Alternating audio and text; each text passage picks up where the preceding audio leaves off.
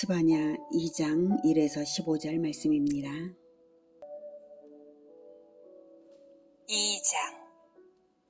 수치를 모르는 백성아, 모일지어다, 모일지어다. 명령이 시행되어 날이 겨같이 지나가기 전, 여호와의 진노가 너희에게 내리기 전, 여호와의 분노의 날이 너희에게 이르기 전에 그리할지어다. 여호와의 규례를 지키는 세상의 모든 겸손한 자들아, 너희는 여호와를 찾으며 공의와 겸손을 구하라. 너희가 혹시 여호와의 분노의 날에 숨김을 얻으리라. 사랑하는 형제 여러분, 2월 17일 금요일 새벽 묵상에 오신 것을 환영합니다. 스바냐는 남유다 제16대 왕 요시야 때에 활동한 선지자인데요. 므낫세와 아몬 시절에 우상숭배와 타락으로 물들어버린 남유다의 여호와의 날 심판을 선언했습니다. 1장에서는 남유다에 대한 심판 예언이었고요. 이제 2장에서는 열방에 대한 심판 예언을 할 것인데요. 3절까지는 심판 예언에 앞서 먼저 회개를 촉구하고 있습니다. 1절, 수치를 모르는 백성아. 이 말은 두 가지로 해석이 가능한데요. 수치로 번역된 닉사프는 부끄러워하다와 사모하다 두 가지 의미를 가지고 있습니다. 그래서 수치를 모르는 백성아 또는 열망이 없는 백성아 이렇게도 해석이 가능한데요. 전자는 뻔뻔하게 죄를 짓는 자들이라는 의미이고요. 후자는 열망이 없는 백성아는 세속적 자기만족에 빠져서 안일하고 나태해져 버려서 하나님의 의를 사모하지 않는 자세를 지적한 것입니다. 그러니 그러한 열망이 없는 것도 역시 수치스러운 거다라는 의미가 되겠죠. 둘 다 회개할 줄 모르는 사실을 지적한 것이고요. 모일지어다 모일지어다. 네. 하나님을 떠나 뿔뿔이 흩어졌던 자들이 한자리로 모여 회개하자는 것이죠. 3절에 여호와를 찾으며 또 공의와 겸손을 구하기 위해 모이라는 말입니다.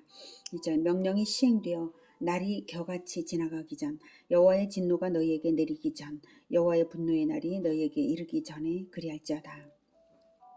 명령이 시행되기 전, 즉 하나님의 심판이 율법에 규정된 대로 시행되기 전에 때를 놓치지 말고 회개하라는 것입니다.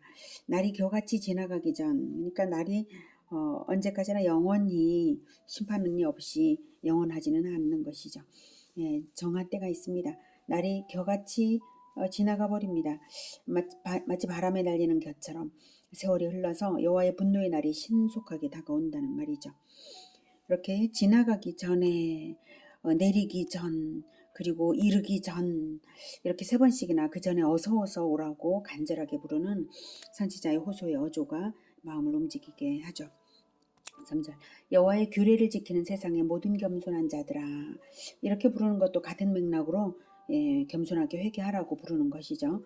수치를 모르는 자들만 아니라 겸손한 자들도 또한 회개할 것이 있어요. 너희는 여호와를 찾으며 공의와 겸손을 구하라.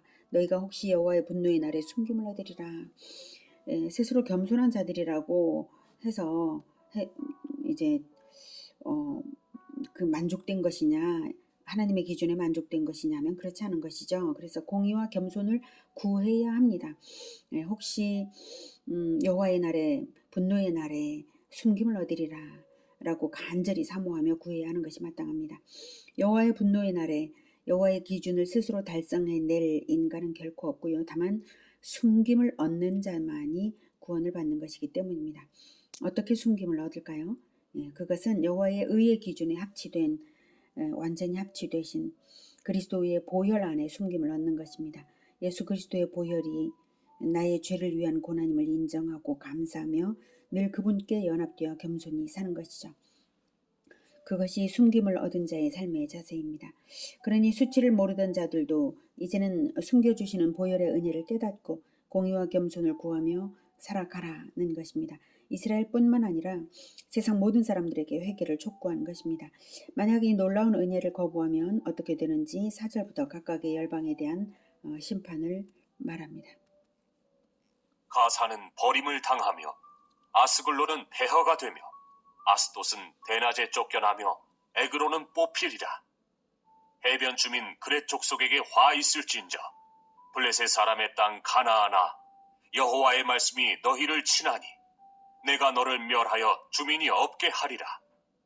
해변은 풀밭이 되어 목자의 움막과 양떼의 우리가 거기에 있을 것이며 그 지경은 유다 족속의 남은 자에게로 돌아갈지라. 그들이 거기에서 양떼를 먹이고 저녁에는 아스글론 집들에 누우리니 이는 그들의 하나님 여호와가 그들을 보살피사 그들이 사로잡힘을 돌이킬 것임이라. 네, 블레셋에 대한 심판이고요. 지도를 볼게요. 네, 여기가 이스라엘입니다. 이쪽 이만큼이 이제 남유다였고요. 여기가 요단 갈릴리 호수 요단강 사해 있죠.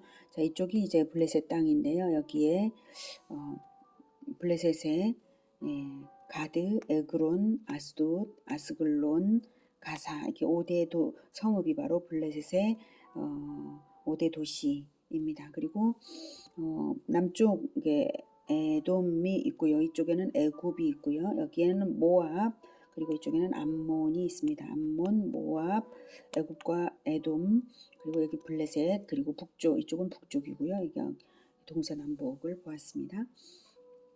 자, 블레셋의 5대 성읍 중에 여기에서 언급되지 않은 것은 가드는 언급이 안 되었는데요. 아마도 그 당시 이미 아수르에 멸망당했기 때문일 것입니다. 5절에 해변 주민 그렛 족속에게 화 있을진저. 해변 주민 그렛 족속은 블레셋을 가리키는 말인데요. 그렛, 즉 그레데 섬에서 이주해온 자들이 블레셋이기 때문에 그렇게 그렛 족속이라고 부른 것으로 보고요.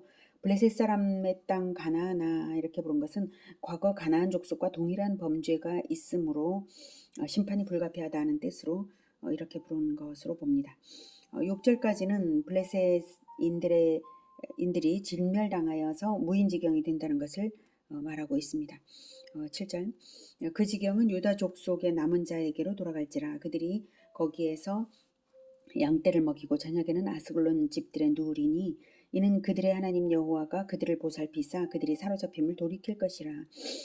아스글론은 블레셋의 가장 비옥한 땅입니다. 블레셋의 심판에 이어 유다의 회복을 예언하신 것인데요. 블레셋인들의 옛 거주지에서 유다 족속이 양을 치면서 하나님의 축복을 마음껏 누린다는 것입니다. 그렇게 만들기 위해 하나님께서는 유다 족속을 보살피셔서 포로에서 귀환시키실 것을 예언했습니다.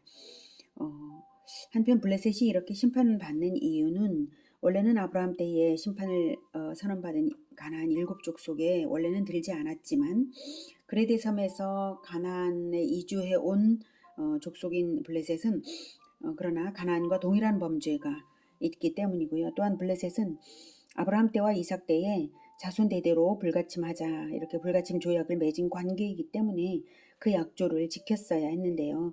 블레셋은 그러나 먼저 조약을 깨뜨리고 역사 속에서 계속하여서 이스라엘을 침략한 나라이기에 심판을 당하는 것이고요.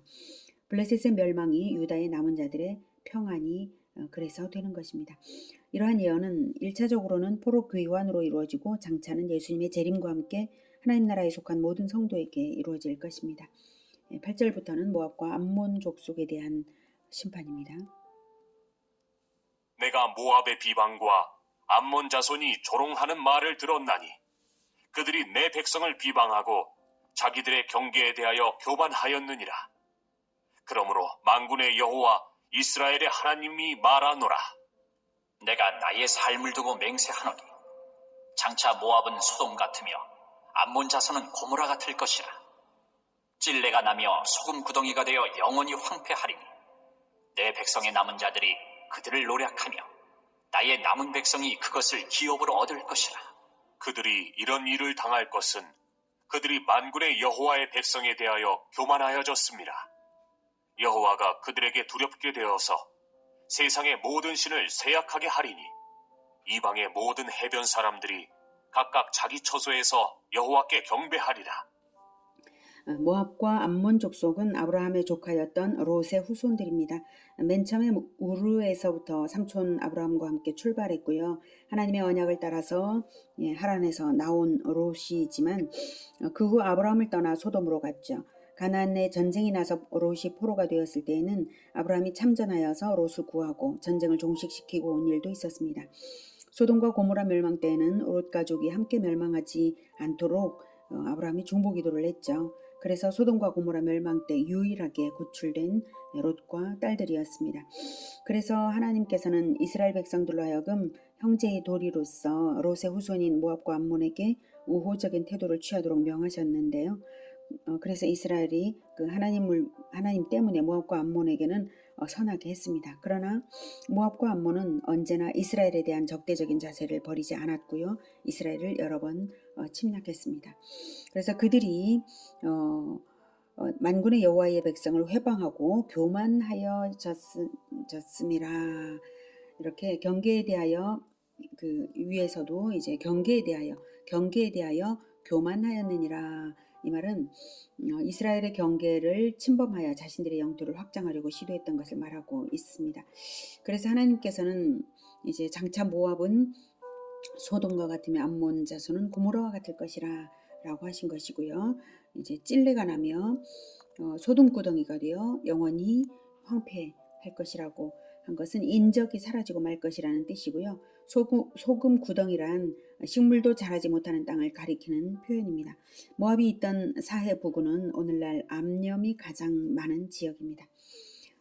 내 백성의 남은 자들이 그들을 노략하며 나의 남은 백성이 그것을 기업으로 얻으리라 라고 모압과 암몬 백성의 그 땅을 얻을 것이라고 말하고 있는데, 이 예언은 유다 마카비에 의해서 암몬 족속이 정복되었을 때에 1차적으로 성취되었고요. 그리스도의 통치가 완성될 때 역시 완성될 예언입니다. 이 구절에서 내 백성의 남은 자, 여기 내 백성의 남은 자들이 노력하고 나의 남은 백성 이렇게 두 번 말씀하시죠. 내 백성의 남은 자들이 남유다의 포로 귀한 자들이라면 나의 남은 백성은 이방인 중에 하나님의 백성으로 남은 자들을 가리킵니다. 그러므로 본절은 남유다와 이방인의 남은 자들이 하나를 이루어서 새로운 하나님 나라를 이룰 것을 보여줍니다. 그리스도의 십자가와 오순절 성령 강림으로 인한 예루살렘 교회 부흥, 그리고 세계 만방의 복음이 퍼진 것으로 본격 그때 시작되어서 재림 때의 완성을 향하여 지금도 나아가고 있습니다. 11절 세상의 모든 신을 쇠약하게 하리니 이방의 모든 해변 사람들이 각각 자기 처소에서 여호와께 경배하리라 라는 말로서 모압과 암몬의 멸망이 곧 세상 전체에 대한 예언임을 알 수가 있습니다. 그들이 이런 일을 10절에 그들이 이런 일을 당할 것은 그들이 만군의 여호와의 백성을 회방하고 교만하여졌음이라 라고 심판당하는 이유는 바로 하나님의 백성을 회방했기 때문이라고 말하고 있죠. 구약 선민 이스라엘만 아니라 그리스도인들을 박해하는 것에 대한 심판이 반드시 있다는 것을 알게 합니다. 다음 12절부터는 구스와 아수르에 대한 심판입니다. 구스 사람들아, 너희도 내 칼에 죽임을 당하리라.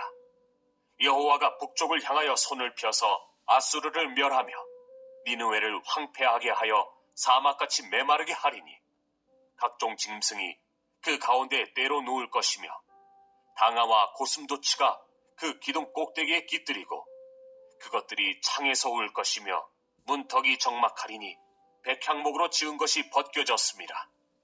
이는 기쁜 성이라 염려 없이 거주하며 마음속에 이르기를 오직 나만 있고 나 외에는 다른 이가 없다 하더니 어찌 이와 같이 황폐하여 들짐승이 엎드릴 것이 되었는고 지나가는 자마다 비웃으며 손을 흔들리로다.